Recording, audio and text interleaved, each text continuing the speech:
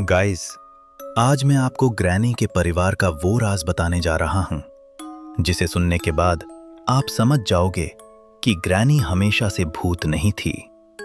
और वीडियो को लास्ट तक जरूर देखना, क्योंकि आखिरी में जो सच सामने आएगा वो पहले किसी ने नहीं सुना। ग्रैनी शुरुआत से कोई भूत नहीं थी। भूत बनने से पहले वो अपने पति के साथ जंगल के एक पुराने कॉटेज में रहती थी। ग्रैनी एक रेस्टोरेंट में काम करती थी और वही उसकी मुलाकात एक आदमी से हुई जो वहां वेटर था। धीरे धीरे उन दोनों के बीच प्यार हुआ। उन्होंने शादी की और जंगल वाले कॉटेज में ही रहने का फैसला लिया। ये वही कॉटेज था जिसमें बचपन में ग्रैनी के पिता का हत्या की गई थी। ग्रैनी के पिता कुछ गलत काम में मिले हुए थे और एक दिन उन्होंने एक माफिया के पैसे उड़ा दिए। माफिया उन्हें ढूंढता हुआ जंगल तक आ गया और उनका कत्ल कर दिया। समय बीत गया। ग्रैनी जवान हो गई और अपने पति के साथ उसी कॉटेज में सुख से रह रही थी। लेकिन एक दिन घर के बाहर उनके पति की लाश मिली।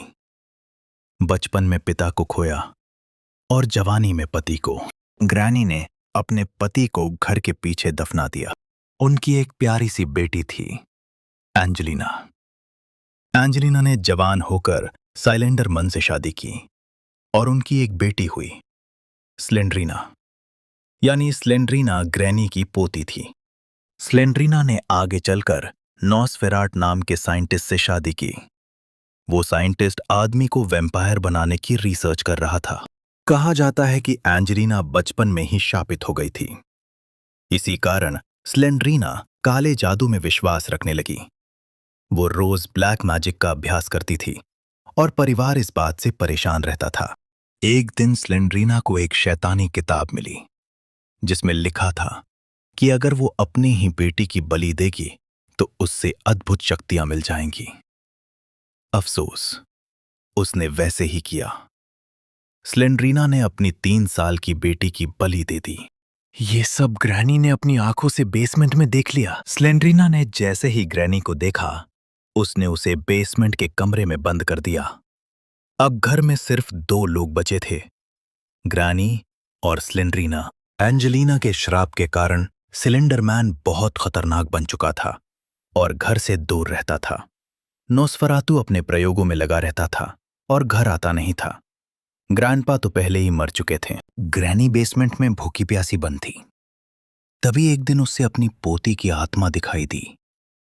उस आत्मा ने ग्रैनी को उस कमरे से बाहर निकलने में मदद की और उसे कुछ शक्तियां भी दी। जब ग्रैनी स्लेंड्रीना को ढूंढने ऊपर आई, पूरा घर खाली था। स्लेंड्रीना गायब हो चुकी थी।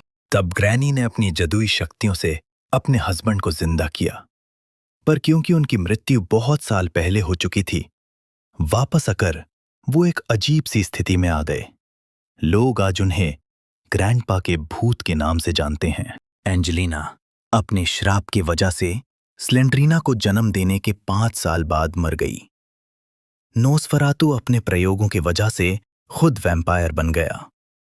और यही है ग्रैनी के पूरे परिवार का भयानक सच।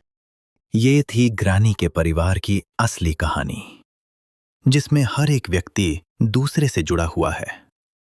स्लेंड्रीना, सिलेंडर मैन, एंजेलिना, नॉसफेराटू, सब एक ही अंधेरे दौर का हिस्सा हैं।